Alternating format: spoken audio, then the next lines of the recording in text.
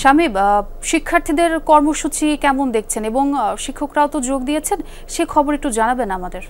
হ্যাঁ ছোঁয়া, পুরো কাকরাইল মোড় আসলে এখন শিক্ষার্থীদের আন্দোলনে উত্তাল।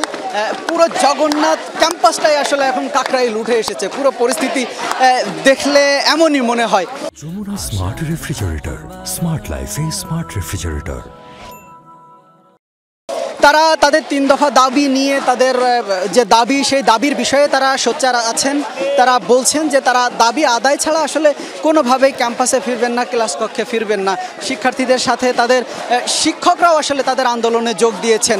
শিক্ষকরাও বলছেন যে আসলে তাদের এই ন্যায্য যে 3 দফা দাবি, এই দাবি ছাড়া শ্রেণীকক্ষে ফেরার কোনো অবকাশ নেই এবং তাদের আন্দোলনকে ভিন্ন খাতে কোনোভাবে নেওয়ার জন্য প্রচেষ্টা না চালানো হয়, এমনটাই দাবি করছেন শিক্ষার্থীরা।